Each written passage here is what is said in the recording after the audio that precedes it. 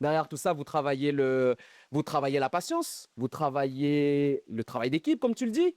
Il y a aussi le travail intergénérationnel avec les vieux du village, avec la population du village. Ils nous apprennent des choses, des valeurs, des principes, sans pour autant mettre de côté ce que papa et maman nous ont inculqué. Mais à travers un atelier sur une planche en bois, il y a beaucoup de choses d'éducatif, en l'occurrence, qu'on peut en tirer. Depuis la semaine dernière, les jeunes du foyer d'action éducative de Païta sont en immersion à la tribu de Poinda sur Koné. Des mineurs, entre 13 et 17 ans, sous mesure judiciaire, participent à la vie collective. Ils ont produit plusieurs chantiers au service de la tribu, notamment une dalle et des tables en bois. Une expérience à la fois professionnelle et humaine. Des nouvelles activités, comme je ne savais pas faire la menuiserie, la dalle. Et du coup, j'ai appris. Et en vrai, on apprend de nouvelles choses, on découvre un peu l'extérieur. C'est bien en vrai. Ça change d'être toujours enfermé au foyer.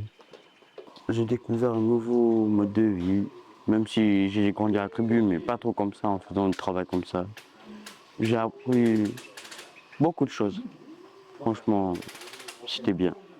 Encadré par la DPJEJ, la Direction de la protection judiciaire de l'enfance et de la jeunesse du gouvernement de la Nouvelle-Calédonie, l'idée ici est de décentraliser le foyer à la tribu de Poinda.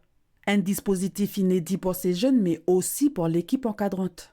Donc tout le personnel du foyer est ici. Donc en tout cas pour assurer une prise en charge globale et complète des jeunes placés au sein du foyer.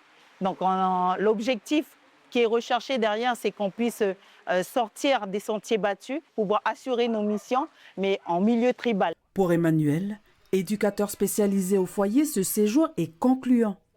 Il a tout de suite constaté des changements de comportement, mais aussi d'émotions chez les jeunes, notamment liés à l'environnement et le cadre qui est différent du foyer.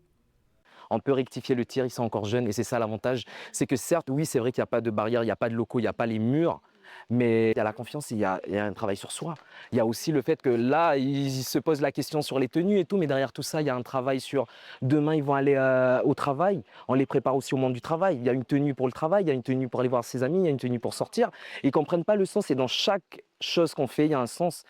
Un séjour rendu fructueux grâce à l'implication des habitants de la tribu de Poinda. Ce qu'on a remarqué, c'est qu'un jeune, il faut l'occuper. Donc ces jeunes-là, quand il s'agit de faire du travail, ils s'en bavent. Voilà. Moi je dis ça en connaissance de cause, je les ai vus travailler, ils s'en bavent. Je pense que les bêtises qu'ils font, c'est quand on ne les occupe pas. Donc quand ils sont dans leur coin, quand ils sont tout seuls, c'est là qu'un jeune, il faut l'occuper. Demain, ces jeunes regagneront leur foyer à Païta. Ils reviendront à la tribu de Poinda en février pour renouveler cette expérience. Un chantier peinture les attend.